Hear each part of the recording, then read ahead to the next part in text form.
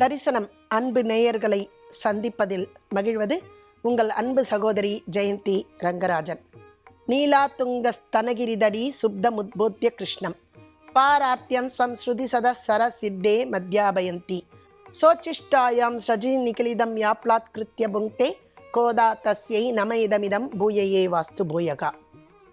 கீழ்வானம் வெல்லென்று எருமை சிறுவீடு மேய்வான் பரந்தனகான் மிக்குள்ள பிள்ளைகளும் போவான் போகின்றாரை போகாமல் காத்து உனை கூவுவான் வந்து நின்றோம் கோது கலமுடைய பாவாய் எழுந்திராய் பாடி பறை கொண்டு மாவாய் பிளந்தானை மல்லரை மாட்டிய தேவாதி தேவனை சென்று நாம் சேவித்தால் ஹாவாய் என்றாராய்ந்து அருளேரோர் எம்பாவாய்.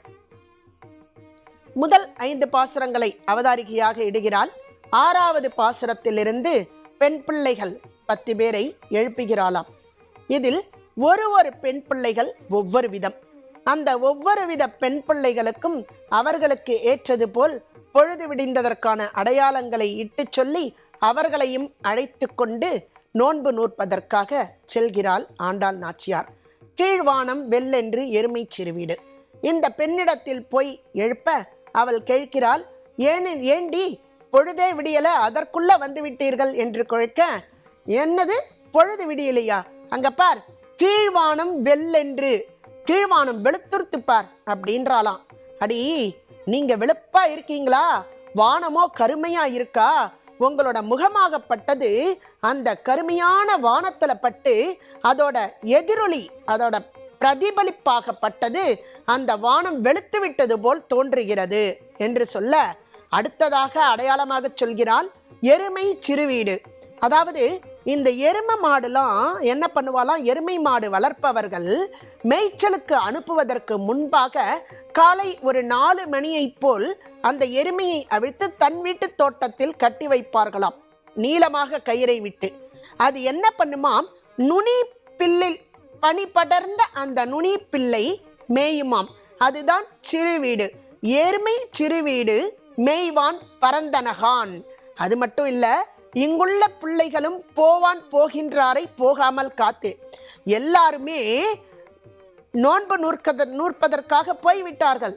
அவளெல்லாம் போகாம உன்னை விட்டுட்டு போகக்கூடாது, உன்னையும் அழைச்சிட்டு போகணும்னு சொல்லி அவளெல்லாம் கூட்டின் வந்து உன்னை நான் எழுப்புறேன், உனக்காக அவளையும் நிறுத்தி வச்சிருக்கேன், நம்ம ஒருத்தரை கூட விடக்கூடாது, எல்லாரையும் அழைச்சின்னு போய் நோன்பு நூற்கணும் என்று உன் வீட்டு வாசல்ல வந்து நின்றுருக்கோம், எழுந்து வா அப்படின்றாலாம்.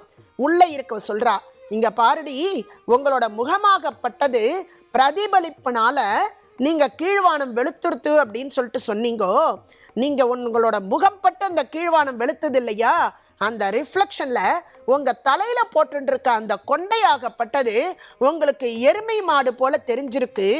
அந்த வானம் நகரும் பொழுது இந்த ரிஃப்ளெக்ஷன்ல, இந்த பிரதிபலிப்புனால இந்த கூந்தல் அதுல பட்டு அந்த எருமை மாடு நகர்வது போல உங்க கண்ணுக்கு தெரிஞ்சிருக்கு, பொழுதுலாம் விடியல அப்படின்னு சொல்லிட்டு உள்ள இருக்க பெண் சொல்றாளாம். கோதுகலமுடைய பாவாய், ஏம்மா நீ ரொம்ப குதூகலமா இருக்கக்கூடியவ இல்லையா, நீ வந்து எங்களோட கோஷ்டியில சேர்ந்துண்டா இந்த கோஷ்டியும் குதூகலமா ஆகும் இல்லையான்னு. அதாவது மனுஷால பார்த்தா ஒரு சிலர் அந்த இடத்துக்கு வந்தாலே அந்த இடம் கலகல கலகலன்னு சிரிப்பும் குதூகலமுமா கோலாகலமுமா இருக்குமா. ஒரு சிலர் வந்தா சிரிச்சுட்டே இருக்கா கூட கப்புன்னு சைலண்ட் ஆயிட்டு அமைதி ஆயிட்டு கம்மு போட்டு ஒட்டின மாதிரி இருப்பாளாம். நீ வந்தாலே இந்த கோஷ்டி கலகலான்னு ஆயிடும், நாங்க எல்லாரும் சந்தோஷப்படுவோம். கோது களம் உடைய பாவாய், நீ சந்தோஷப்படுத்துற பெண் இல்லையா, குதூகலமா இருக்கக்கூடிய பெண் இல்லையா, எழுந்து வா, பாடி பறை கொண்டு நம்ம எல்லாருமா அந்த பகவான் நாமாவை பாடிண்டே. எந்த பகவான் நாமாவை, மாவாய் பிளந்தானை மல்லரை மாட்டிய. இந்த மாவாய் பிளந்தானை அப்படின்னு சொன்னா கொக்கு ரூபத்துல ஒரு அசுரனா, கொக்கு ரூபத்துல ஒரு அசுரன் வந்து கிருஷ்ணனை வதம் பண்ணணும் அப்படின்னு சொல்லிட்டு வரான். அந்த கிருஷ்ணன் என்ன பண்றான், அந்த கொக்குனோட மூக்கு உள்ள போய் நின்னுட்டு தன்னை அக்னியா ஆக்கி அந்த கொக்கோட மூக்கு பிளாஸ்டிக் மாதிரி இருக்கும் இல்லையா, அந்த பிளாஸ்டிக் எப்படி நெருப்புல காமிச்சா இலகி கொடுக்குமோ அது போல அந்த மூக்கை இலக வைத்து அந்த கொக்கோட மூக்கை பிளந்து மாவாய் பிளந்தானை அந்த கொக்கோட மூக்கை பிளந்து கொக்குக்கு மோட்சத்தை கொடுக்கறான். கொக்க வதம் பண்றான், அந்த அசுரனை வதம் பண்றான்.